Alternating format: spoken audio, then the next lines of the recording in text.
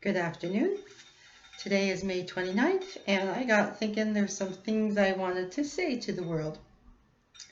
This spring, there have been quite a few things that have come across my Facebook feed where people are taking photographs of birds or wildflowers in the woods in the spring, and sometimes they could identify them and sometimes they couldn't and ask for help identifying them.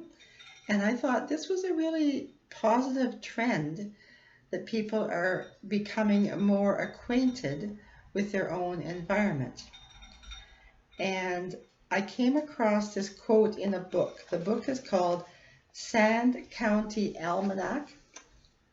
I actually think it belongs to my sister, so I'll get it back to you someday, Elizabeth. And it's written by Aldo Leopold, and it was published in 1949, so it's not a new book. But he said something that really struck a chord with me. He says this: the erasure of a human subspecies is largely painless to us if we know little enough about it. We grieve only for what we know. The erasure of Silphium from Western Dane County is no cause for grief if one knows it only as a name in a botany book. So I looked up what Silphium is, and it's a yellow flower that looks rather like a cross between a sunflower and a daisy, and it has a really big solid root, which makes it difficult to move from one location to another location. And Mr. Leopold, as he writes his book, he is really grieving the fact that flowers like this flower are disappearing and may become extinct because people don't notice them.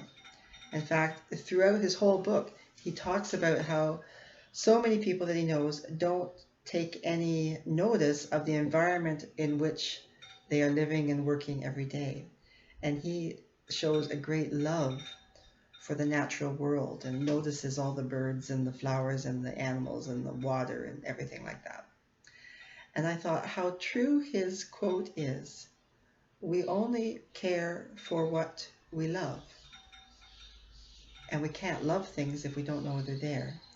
And this whole pandemic time, when some people have more leisure time than they might always, I know not all people do, but some people do, this can be a good trend because it may give us the time to notice our natural world a little bit more. If you don't know what a trout lily is, you won't notice if it goes missing from our springtime woods. Or if you don't know what a loggerhead shrike is, you won't care if it goes extinct.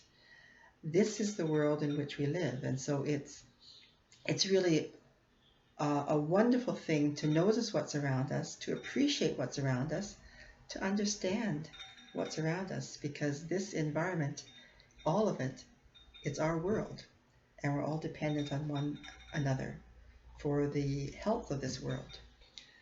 Psalm 24 says, the earth is the Lord's and the fullness thereof, or the earth is the Lord's and everything that's in it.